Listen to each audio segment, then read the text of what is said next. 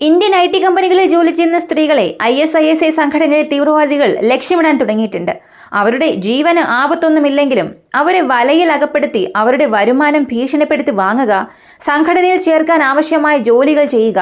ഇങ്ങനെ ഇന്ത്യൻ സ്ത്രീകളെ, പ്രധാനമായും IT മേഖലയിൽ വർക്ക് ചെയ്യുന്ന സ്ത്രീകളെ ISIS തീവ്രവാദികൾ ലക്ഷ്യമിടാൻ തുടങ്ങിയിട്ടുണ്ട്. അതിനാൽ സ്ത്രീകൾ എല്ലാവരും അലേർട്ടായിരിക്കണമെന്ന് ഇന്ത്യ വലിയൊരു മുന്നറിയിപ്പ് ഇന്ത്യൻ IT മേഖലയിൽ മുഴുവനും നൽകിയിട്ടുണ്ട്.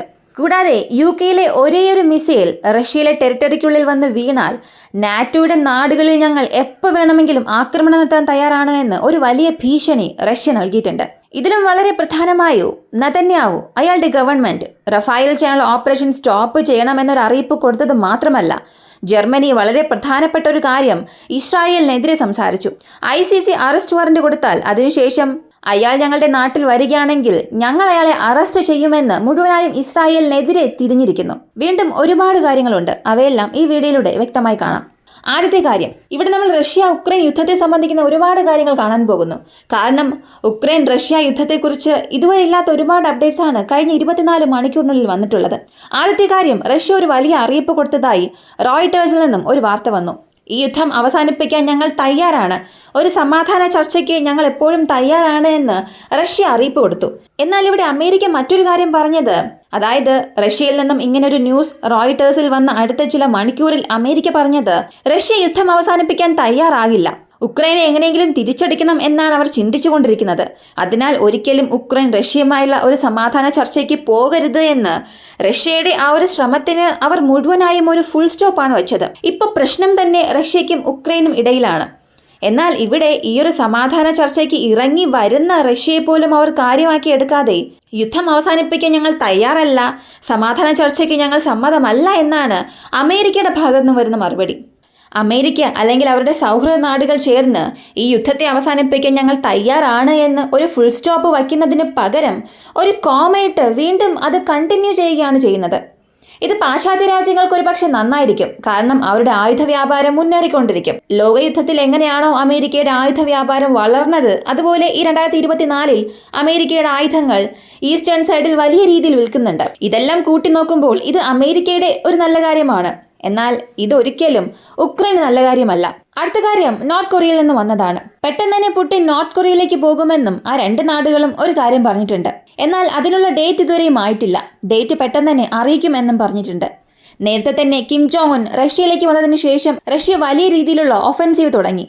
ഒരു വലിയ ബൂസ്റ്റ് ഇൻഡയറക്റ്റായി നോർത്ത് കൊറിയ റഷ്യയ്ക്ക് നൽകിയിട്ടുണ്ട്. ഇപ്പോൾ പുടിൻ ഡയറക്റ്റ് നോർത്ത് കൊറിയയിലേക്ക് പോകുമ്പോൾ ഇനിയും എത്രത്തോളം സഹായം അവിടെ നിന്ന് വരാൻ പോകുന്നു, ഈ രണ്ട് നാടുകളും അടുത്തടുത്ത് എന്തൊക്കെ ചെയ്യാൻ പോകുന്നു എന്നുള്ളത് കാത്തിരുന്ന് തന്നെ കാണാം. അമേരിക്ക ഒരു ഭാഗത്ത് ഉക്രൈന്റെ സമാധാനത്തിന് പുടിൻ തയ്യാറല്ല, ഈ സമാധാന ചർച്ചയൊന്നും സത്യമല്ല എന്ന് അമേരിക്ക വാർത്ത പുറത്തുവിടുന്നു. അതേപോലെ ഫ്രാൻസിന്റെ മാക്രോണും അതിനെ ശരിവെക്കുന്ന രീതിയിൽ ചില കാര്യങ്ങൾ പറഞ്ഞു. പുടിൻ ഈ ഒരു സമാധാന ചർച്ചയ്ക്ക് യുദ്ധം അവസാനിപ്പിക്കാൻ തയ്യാറാകുമെന്ന് നിങ്ങൾ കരുതുന്നുണ്ടോ?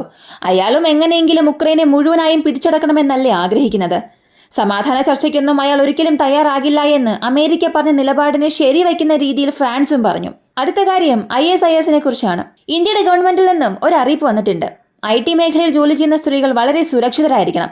ഈ തീവ്രവാദികൾ പ്രധാനമായും ജോലിക്ക് പോകുന്ന IT മേഖലയിൽ ജോലി ചെയ്യുന്ന സ്ത്രീകളെയാണ് ലക്ഷ്യമിടുന്നത്. കാരണം അവർക്കൊരു ഭാഗത്ത് ജോലിഭാരം, ഒരുപാട് സ്ട്രെസ് ഉണ്ടായിരിക്കും, മെന്റലി അവർ ടയേർഡായിരിക്കും, അവരെ എങ്ങനെയെങ്കിലും വലയിൽ വീഴ്ത്താൻ എളുപ്പമായിരിക്കും എന്നും പറയുന്നു.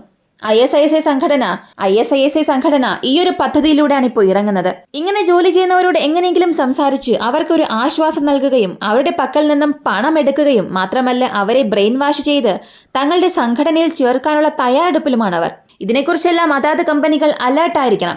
ഈ ഒരു സംഭവത്തെ അടിസ്ഥാനമാക്കി എല്ലാ കമ്പനികളും അവരുടെ പക്കലുള്ള പുരുഷന്മാർ, സ്ത്രീകൾ ഇവർക്ക് പ്രോപ്പറായിട്ടുള്ള ട്രെയിനിങ്, അവയർനെസ് പ്രോഗ്രാം കൊടുത്താൽ ഇങ്ങനെയുള്ള ട്രാപ്പിൽ വീണ് ആരും അകപ്പെടാതെ രക്ഷപ്പെടാൻ സാധിക്കും. കാരണം IT മേഖലയെ സംബന്ധിച്ച് പുറത്തു നോക്കുമ്പോൾ നമ്മൾ പറയും അത് വളരെ ഈസിയായ ജോബാണ്, നല്ല ശമ്പളം കിട്ടും, യാതൊരു ടെൻഷനും ഇല്ല എന്ന്. എന്നാൽ അവിടെ ജോലി ചെയ്യുന്നവർക്ക് മാത്രമേ അതിൻ്റെതായ ബുദ്ധിമുട്ടുകൾ അറിയുകയുള്ളൂ. അടുത്ത കാര്യം ജർമ്മനിയെക്കുറിച്ചാണ്. ജർമ്മനിയിലെ വളരെ പ്രധാനപ്പെട്ട MD ഒരു പ്രധാനപ്പെട്ട അറിയിപ്പ് കൊടുത്തിട്ടുണ്ട്. ICC ഇന്റർനാഷണൽ ക്രിമിനൽ കോർട്ട് നെതന്യാഹുവിന് അറസ്റ്റ് വാറന്റ് കൊടുത്താൽ ഞങ്ങൾ ആ നിയമത്തെ ബഹുമാനിച്ച് ഞങ്ങളുടെ നാട്ടിലേക്ക് അയാൾ വരികയാണെങ്കിൽ ഞങ്ങൾ അയാളെ അറസ്റ്റ് ചെയ്യുമെന്ന് ഒരു വലിയ ഞെട്ടിപ്പിക്കുന്ന കാര്യം ഇസ്രായേലിനെതിരെ കൊടുത്തു. ഇങ്ങനൊരു കാര്യം സത്യത്തിൽ ഇസ്രായേൽ ഒരിക്കലും പ്രതീക്ഷിച്ചിട്ട് പോലും ഉണ്ടാകില്ല.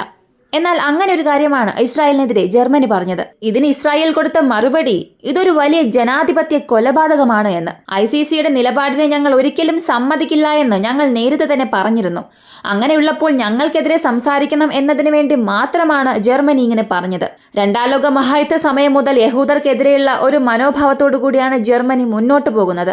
എത്ര തന്നെ നാസിസം ഇപ്പോൾ നശിച്ചുപോയാൽ കൂടിയും ഇപ്പോഴുള്ള ജർമ്മനിയും യഹൂദർക്കെതിരെയുള്ള നിലപാടുകൾ തന്നെയാണ് സ്വീകരിക്കുന്നത് എന്ന് ഈ ഒരു സമയത്തും രണ്ടാം ലോക മഹായുദ്ധത്തെ ഇവിടെ വലിച്ചിടുകയാണ് അവർ ചെയ്തത്. അടുത്ത പ്രധാനപ്പെട്ട കാര്യം UK സംബന്ധിക്കുന്നതാണ്. ഇപ്പോൾ വരെയും ചെയ്യുന്ന ആക്രമണം എന്നത് ക്രീമിയയിൽ ATAC മിസൈൽസ് വെച്ച് ചെയ്യുന്നുണ്ട്. സ്റ്റോം ഷാഡോ, സ്കാൽപോൺ ഇങ്ങനെ പല രീതിയിലുള്ള മിസൈൽസ് അവിടെ ഉപയോഗിക്കുന്നുണ്ട്. എന്നാൽ ഇപ്പോഴും ഉക്രൈൻ റഷ്യയുടെ ടെറിട്ടറിക്കുള്ളിൽ നടത്തുന്ന ആക്രമണം, ഓയിൽ ബേസസ്, എയർ ബേസിൽ നടത്തുന്ന ആക്രമണം എല്ലാം ഉക്രൈൻ നിർമ്മിക്കുന്ന ഡ്രോൺസും ഉക്രൈൻ നിർമ്മിക്കുന്ന മിസൈൽസും വെച്ചാണ് ചെയ്യുന്നത്.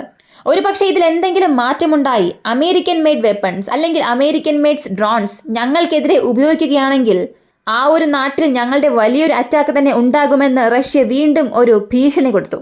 മാത്രമല്ല എത്രയും പെട്ടെന്ന് തന്നെ അമേരിക്കൻ വെപ്പൺസ് റഷ്യയ്ക്കുള്ളിൽ ഉപയോഗിക്കുന്നതിന് ഒരു വലിയ വിലക്ക് ഉക്രൈൻ ഏർപ്പെടുത്തും. അതൊരു പക്ഷേ റഷ്യൻ കാർഗീവ് റീജിയൻ ഒഫൻസീവ് വലുതാവുകയാണെങ്കിൽ, വളരെ പ്രധാനപ്പെട്ട ഭാഗങ്ങൾ കാർഗീവിൽ റഷ്യ പിടിച്ചെടുത്താൽ ഉക്രൈന് ആ ഒരു പെർമിഷൻ അമേരിക്ക നൽകുമെന്നും ഒരു അറിയിപ്പ് വന്നിട്ടുണ്ട്. ഇന്നലെ റഷ്യ നടത്തിയ അറ്റാക്കിൽ 10 സ്ഥലങ്ങളിൽ ഒരേ സമയത്ത് നടത്തിയ അറ്റാക്കിൽ ഒരുപാട് പേർക്ക് പരിക്ക് സംഭവിച്ചിട്ടുണ്ട്. കണക്ക് കറക്റ്റായി അറിയില്ല എങ്കിലും 9 മുതൽ 11 പേർ വരെയും മരിച്ചതായി പറയുന്നു. ഈ ഒരു കണക്ക് കൂടാനും വഴിയുണ്ട്. ഇതാണ് ഫ്രണ്ട് ലൈനിൽ നിന്നും വന്ന അപ്ഡേറ്റ്. അവസാനമായി കിങ് ഓഫ് ബഗ്രാം റഷ്യയിലേക്ക് പോയി. അങ്ങനെ പോയാൽ മിഡിൽ ഈസ്റ്റിൽ പുടിൻ വിചാരിച്ചാൽ ഒരു സമാധാനം കൊണ്ടുവരാൻ സാധിക്കും. അയാളെ കൊണ്ട് മാത്രമേ സാധിക്കുകയുള്ളൂ എന്ന് റഷ്യ മിഡിൽ ഈസ്റ്റിൽ നടക്കുന്ന കാര്യങ്ങൾക്ക് അനുകൂലമായോ പ്രതികൂലമായോ സംസാരിക്കണം. ഏതെങ്കിലും ഒരു ഭാഗം നിങ്ങൾ സംസാരിച്ചാൽ മാത്രമേ ഈ സ്ഥലത്ത് സമാധാനം വരികയുള്ളൂ എന്ന ഒരു അറിയിപ്പും കൊടുത്തു. എന്നാൽ ഇതേ റഷ്യയെ വിളിക്കാതെയാണ് സ്വിറ്റ്സർലാൻഡ് എന്ന ഒരു നാട് മറ്റെല്ലാ നാടുകൾക്കും ഈ ഒരു യുദ്ധത്തെക്കുറിച്ചുള്ള അറിയിപ്പ് കൊടുത്തത്. ഈ വീഡിയോയുടെ അവസാനം നമ്മൾ ഒരുപാട് കാര്യങ്ങൾ കണ്ടു. പ്രധാനമായും ISIS സംഘടന UK-യിൽ റഷ്യ നടത്താനിരിക്കുന്ന അറ്റാക്ക്, ഇതിനെക്കുറിച്ചൊക്കെ നിങ്ങൾ എന്ത് ചിന്തിക്കുന്നു എന്നുള്ളത് കമന്റിൽ പറയുക. വീഡിയോ ഇഷ്ടമായ ലൈക്ക് ചെയ്യുക, ഷെയർ ചെയ്യുക. നമ്മുടെ ചാനൽ ആദ്യമായി കാണുന്നവരാണെങ്കിൽ മറക്കാതെ സബ്സ്ക്രൈബ് ചെയ്ത് സപ്പോർട്ട് ചെയ്യുക. മറ്റൊരു വീഡിയോയുമായി വീണ്ടും കാണാം.